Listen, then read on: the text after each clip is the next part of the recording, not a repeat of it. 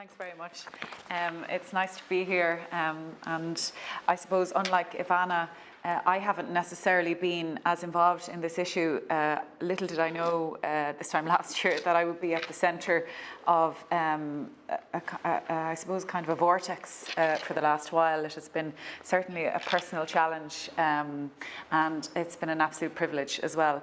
But the job of the Joint Committee, as Ivana has said, was to review thoroughly the recommendations of the Citizens' Assembly, and obviously my role as chair was to oversee that and to guide it to where we ultimately saw it land. And the Taoiseach said to me, I think it was some months before we actually had our findings about October, he said, oh, you know, where do you think this is going to land? I said, it's going to land on your desk mainly, but you know that we're going to have to just deal with this, you know. So it was a much maligned process. I think when Enda Kenny suggested it first, I think people were very sceptical that it was a kicking the can down the road exercise, and I think it has proven, actually, I mean, it wouldn't be the ideal process for all issues, because we have an assembly, which is the Parliament, and but I think in this particular case it has proven to be a very worthwhile process. And I suppose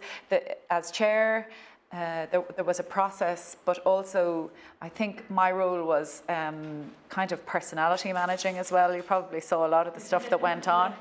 And you do really learn a lot about the human condition sitting in the chair, including my own, I might add.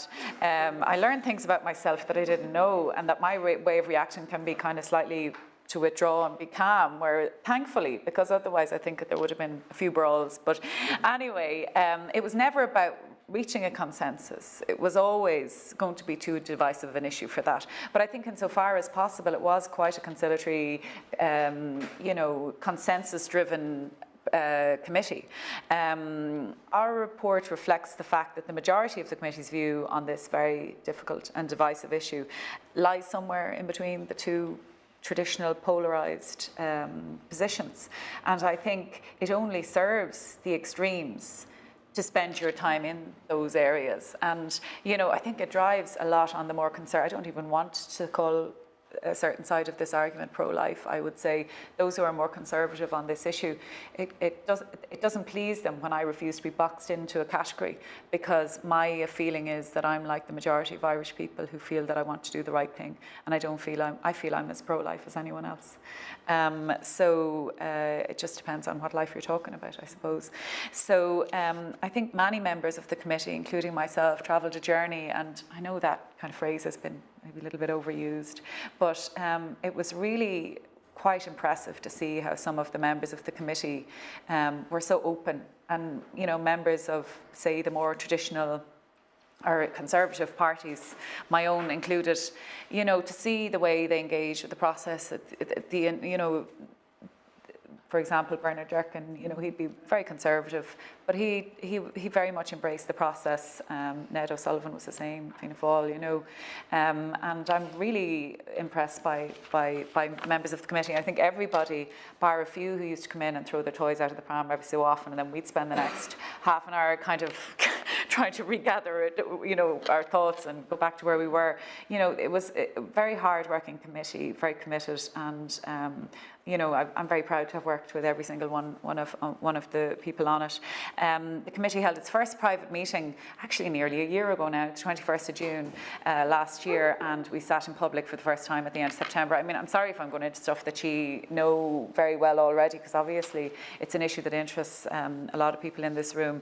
But we completed before December. I don't think many people expected that we would, but we did. And then it was handed over. I suppose it was a three-step process, in the sense that it was then handed over to the government and to Simon Harris, and it was up to them to have their own process to review what we suggested, and they made certain changes which have been well publicised and which Ivana spoke about. We decided at an early stage not to duplicate the work of the Citizens' Assembly too much, but we did draw on some of the experts who presented there.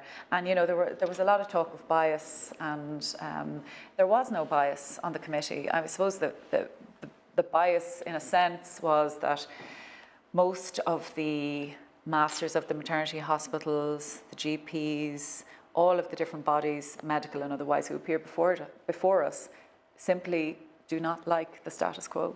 And, I think that those who refused to attend did their side of the argument perhaps a disservice, but at the end of the day, I don't think that would have changed an iota of what we decided at the end of the day, which is that, well, first and foremost, that there needs to be a change in the law, and it needs to be quite a significant one, and hopefully we will see the much needed reform in the near future.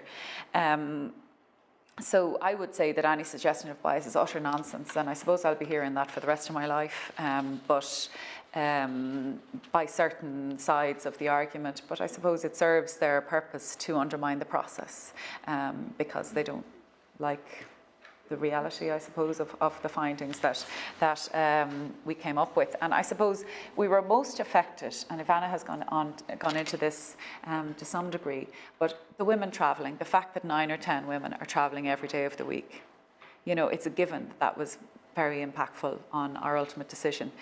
The medics, this isn't politicians deciding that we need to change the law here. We are being begged by medics and women who have been affected by this to change the law.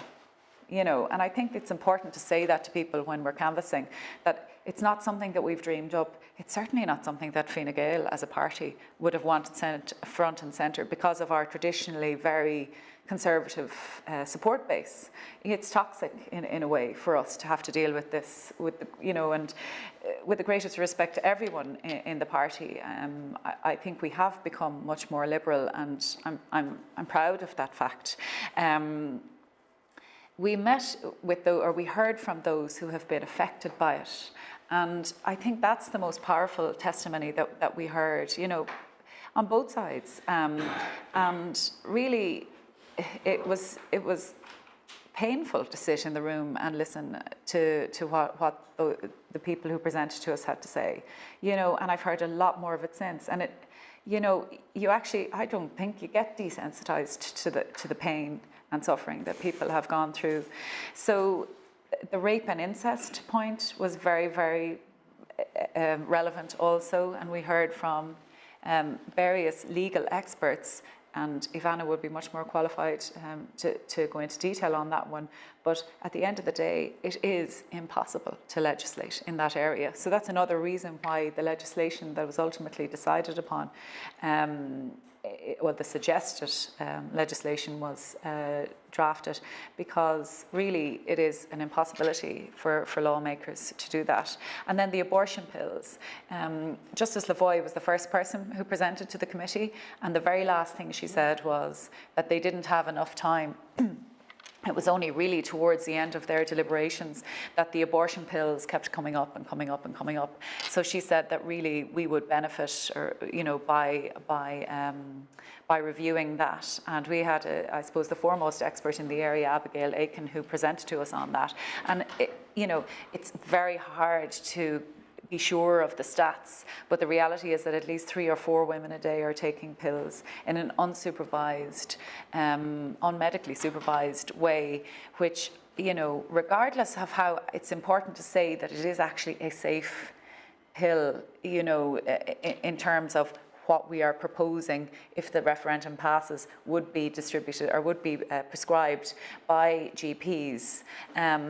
It is actually quite safe. But at the same time, it's not in a civilized society. It's not a way to have women receiving healthcare over the internet, in the privacy of their own bedrooms, in difficult, emotional, harrowing circumstances sometimes. So I think we just, I'd say most people in the room agree with me, but we cannot continue to stick our head in the sand about that and have, an English or a global, in the case of the internet, solution to an Irish problem.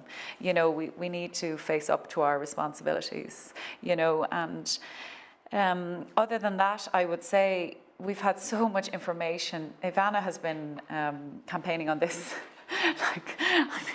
What are you going to talk about now when all this is over? I know, it's but really, we know it all now, you know, with the greatest respect to us all here who are talking about this. We have the information, we know the reality, and that is that this is a cold, harsh country for many's a year when it comes to women's healthcare, and we need to radically reform that. Well, you know, we can't use the word radically in this debate really, because you know that serves, I suppose, the other side of the argument, but we need to seriously reform our laws, and I just hope that, you know, over the next few weeks, that those of us who had the privilege and luxury, for want of a better word, of hearing so much testimony. I mean, we were in the bowels of Leinster House for 3 solid months, listening to testimony week after week on this, and it's an impossibility for the public to have as much information as we have, or the likes of Ivana or many of you in the room have on this issue. But it's a job that we have to do to try and get the simple facts out there. You know, and I think if you say it's medics and women looking for this, it's not something that policymakers have decided is a good idea for some reason, that rape and incest are impossible to legislate for, that women are travelling anyway, that the 8th isn't going to stop that, and that abortion bills are being taken on a daily basis. Like, really, I think we live in a compassionate society, and I hope that that compassionate society, women, men who love women, you know, that they will come out and vote yes on the 25th of May, and that, you know, really we owe it to ourselves to sort this out. And thanks very much for having me this morning.